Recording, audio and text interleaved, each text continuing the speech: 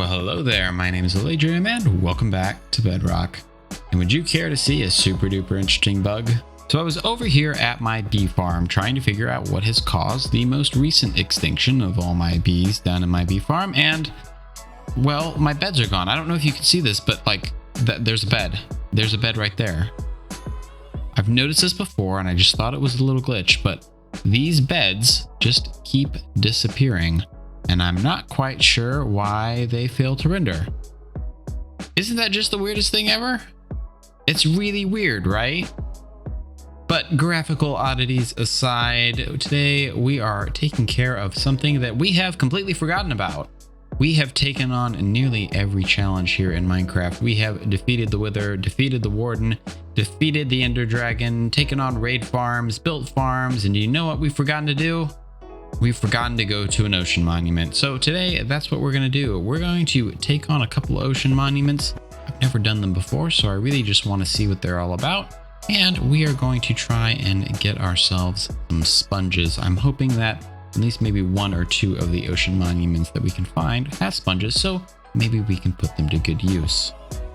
Now, in all the time that I've played Minecraft, I have never gone down into an ocean monument, primarily because I am absolutely terrified of dealing with mining fatigue, and normally I'm just trying to get from one place to another.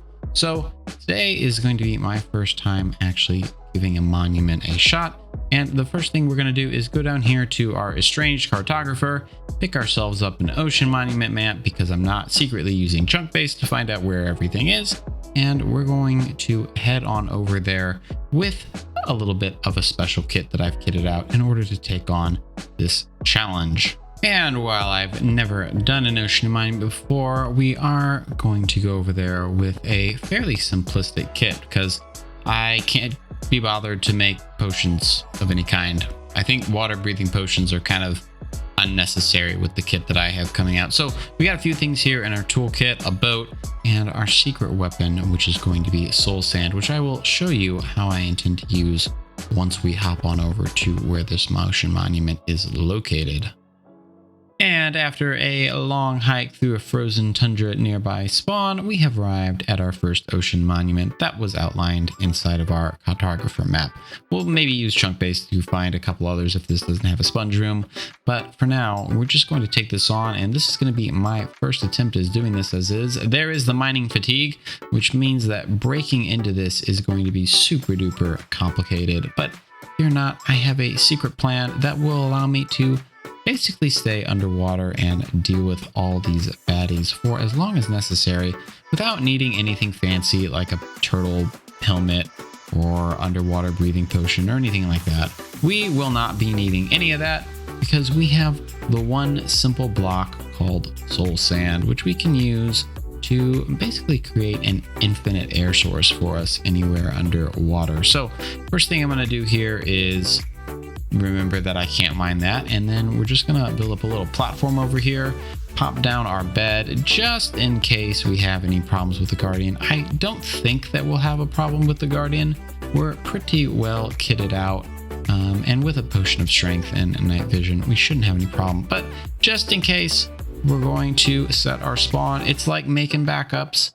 You do it anyway, even if you don't need it. It's better to have it and not need it than to need it and not have it. Am I right?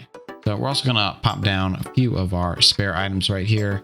Like I said, I've never done this before, so I'm a little bit on the anxious side, which is why I've got myself a enchanted golden apple. But let's go ahead and just dive on down there. I'm gonna go ahead and pop on this potion of night vision just so that you guys can see a little bit better. And let's take ourselves a look-see at what is in an ocean monument. And you can clearly tell I've never been in one of these before because I have absolutely no idea what to look for. Oh, it looks like we can go up. I guess that makes sense. So here's my trick. You don't need Turtle Master potions or underwater breathing potions. You just need soul sand. Pop that down there. You don't really need to worry about mining fatigue unless you get stuck somewhere. Go ahead and drink this potion of strength here in case we come across any guardians, but that will give us an infinite air source. I got plenty of these blocks on me, so we need to restock up on air, or if I start hearing myself dying. Oh, here's one. I can always get one there. Let's see, we'll try it with the trident first. How does the trident work? I don't think it's very effective. Oh yeah, sword is much effective. And there is our first sponge. Okay, splendid. We are off to a great start. So what I'm hoping is that we can find the other Elder Guardians somewhere in here, and then maybe also find a treasure room, and then the real treasure room, which would be a sponge. And it looks like there's one right there. Let's go ahead and fill up with some air. And in case there was any doubt about whether I was playing on survival, there is an achievement right there that just popped up on the side. So definitely playing on survival, and the stakes are real on this server. But go ahead and finish off this other guardian over here. Not really taking any damage from their lightning blaze look at you attack. So I think maybe we'll just stick with the sword, and that way if they have any more sponges we can get any more looting. So now we just gotta find our way through here. I'm not exactly sure where we need to go, but man, this would be a super duper cool base to have and build out on the surface. Maybe we'll add that to our to-do list of something that maybe we want to build in the overworld. That would be pretty neat to have, wouldn't it? But gosh, this place is just a maze, and I cannot keep my bearings while I'm swimming around. So gotta find, we were already here. Let's see, go this way? Nope, nothing there. Wow, this place is just an absolute maze. We gotta find that treasure room and hopefully find a sponge room. That's what we're really looking for here. And all right, I have searched and searched and searched, and I did not find myself either a treasure room or sponge room. So we're gonna go looking for a couple more ocean monuments, clean up our mess here, and hopefully maybe we'll have some better luck at another base. Oh gosh, where did that box go? And at ocean monument number 2, our search for a sponge farm continues. Oh, saw it. There we go. Look at all that. Just pop this air block here. I feel that this might have been a mistake. I still have mining fatigue. Well, I guess this is my life now, huh? It might take me a while to get out of this predicament. Please hold. All right, free at last. We are now able to mine all of these wonderful sponges. These sponges are incredibly useful because when we dry them out inside of a furnace, we can place them back underwater and they will drain large portions of water for us without us needing to use sand or anything really annoying like that. Also, trick in Bedrock when mining underwater, try to be underneath the block. I've noticed that if you're underneath the block, it mines faster, but if you're facing it head on or above it, it is not super fast. So there is sponge number 1. Now we just need to find, hopefully, the treasure room and maybe go raid another one of these ocean monuments for more sponges. Hoping maybe we can get a stack of these if we're really lucky. And treasure room has been acquired. What do we have as a treasure? Oh, it's just gold. Oh, I thought it was going to be like conduit or something like that. Oh, I already have a gold farm. Well, a few extra gold blocks never hurt anyone. This would probably be... Oh, is this another sponge room? Splendid. Perfect. 2 sponge rooms in one base. We are off to a really good start. And after clearing out a 3rd ocean monument, let's take a look at our haul that we have here. We have quite a bit of items. Look like a stack and maybe a little bit under a half. Yeah, a stack and a half of sponges. Not a bad start. We can make lots of use of those. So this should be enough to satisfy my curiosity with sponges for at least a little while.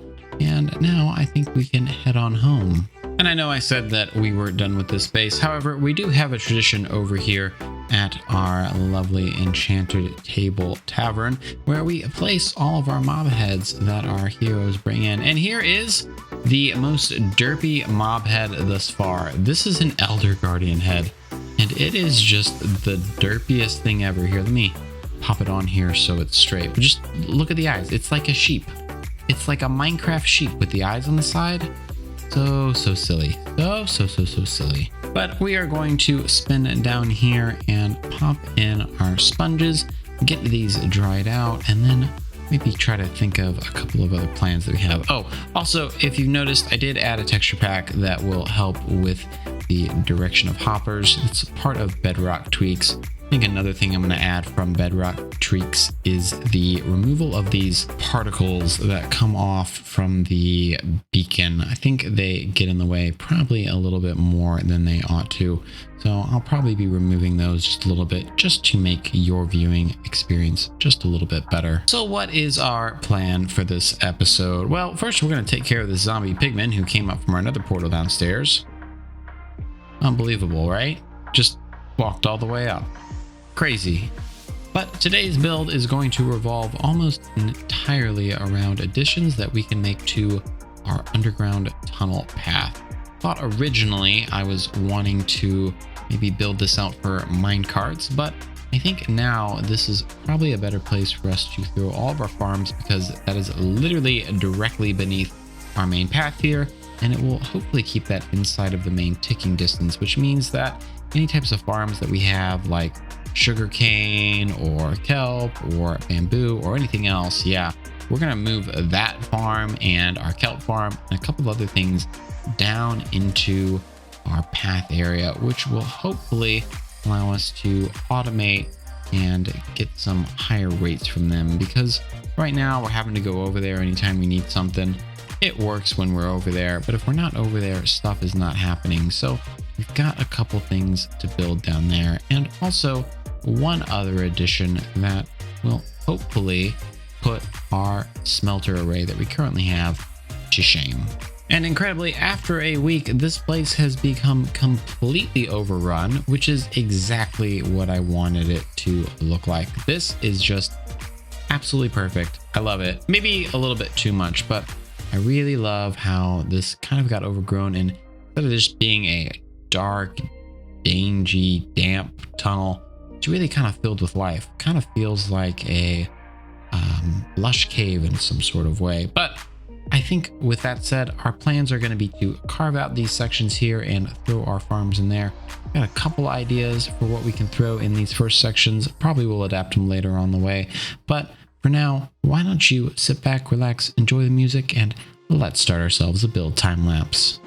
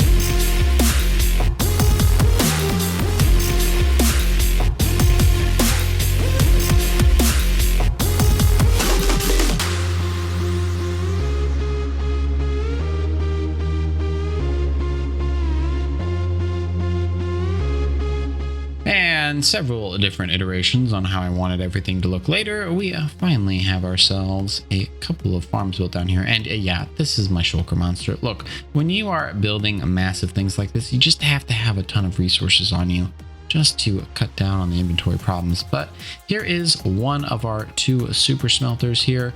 This is a very, very simple system that I have just simply expanded to be, I think this is 28 blocks long, but very simple system. I believe I have a tutorial for this up on my website. It's either up now or it'll be on the channel next week, but very simple system, very powerful, assuming you have an iron farm that can basically make all the hoppers. Very simple to build. But we have a regular furnace array on that side, and then a specialty furnace array for kelp, which is pretty much the only thing I'm going to be cooking inside of these just to speed up the process. I thought about putting in a blast furnace variant of these, but then I thought probably actually don't need that because, well, I don't think think I'll be making iron anymore. So coming on in over to here, I have simply rebuilt and repurposed our kelp farm. Have plenty of bone meal that we're going to load up into this just in a few minutes so that we can do our first test run. But we have ourselves a kelp farm over here, made it just a little bit smaller. Don't really think we need it much bigger given how much bone meal that we have now. So hopefully this will produce us all of the kelp that we need. Then we can smelt that down into fuel for any type of other farm that we may need. And then here on the other side, we have ourselves a bamboo farm. And in order to make the creeper farm that I was thinking about building, it looks like we're going to need a ton of bamboo so that we can make scaffolding. I haven't exactly figured out where we're going to get the string from yet, but if we're going to want to build a creeper farm so that we can finally generate infinite gunpowder for rockets, then we're going to need, it looks like at least, lots and lots of scaffolding. So I think we'll figure out the cat farm. We are generating a ton of cats, but kind of feel really bad just, you know, taking the cats that come out of our main base and grinding them down into string. That kind of feels a little bit cruel and unusual. So maybe we'll find ourselves a spider spawner or two and take a look and see if we can't utilize those instead. But with both farms now fully filled up, it's time for us to do our first simple test of these. And let's just go ahead and give this lever a little flick over here. Yeah, let me just make sure those are empty real quick. Yep, okay, those are all drained in. Give this lever a little flick, and yes, it's working. It is working. And you know what I've just noticed? Those observers on this texture pack make the dorkiest little faces when they detect something, don't they? They just raise their eyebrows. I've never noticed that before. That is just super duper bizarre. Huh. Now I can't unsee that. All right, well, this seems to be working. Let's go take a look over at our bamboo farm. And just for clarification, this is the same farm that we have over in near our sheep shepherd area that we have. Same farm, just moved it over here. We'll fill this up pretty quickly with kelp. And our bamboo farm that we have on the other side is just our sugarcane farm that we swapped out for bamboo. There wasn't anything that we needed to do in order to change that. So if you want a bamboo farm, just build my sugarcane and kelp farm that I have over on my channel. Very, very simple farms to build. Don't take a lot, assuming you have the bone meal in order to power all those. But we'll give this a little flick right here, and yes, this works very, very well as well. Though I suspect I'm probably going to have a problem with things cluttering behind there. I think if you were going to adapt this for bamboo specifically, yeah, see there's items that are falling down there. You might want to put a minecart underneath that block of dirt so that things can get caught up. See, that really doesn't happen over here, but with the bamboo, it seems to happen. So I think what I'm going to do is run both of these farms concurrently at the same time, generate ourselves a ton of bamboo, and hopefully by our next episode, we will have a plan to tackle getting string so that we can start building our creeper farm or just the general hostile mob farm. Really, I just want gunpowder so I'm not struggling for rockets. Needing to kill gas in order to get gunpowder for rockets, it's really a pain. It's really a pain not being able to have it on Elytra constantly. But with these farms built, I think that's going to be all the time that we have for in this episode. Like I said, we have lots of plans for things that we can do down here in the path. So I think when we get bored, we can just come down here, build ourselves a fun little micro farm like we built here, and have something to keep us entertained. But like I said, that's going to be all the time that we have for today. Thank you so much for watching. I hope that you enjoyed this video. If you did enjoy this video, please consider leaving a comment, leaving a like, or maybe even subscribing, as it really does help the channel, and I always super duper appreciate it. But guys, thank you again so much for watching, and remember, you are always welcome on Bedrock. And I'll see you in the next episode. Goodbye.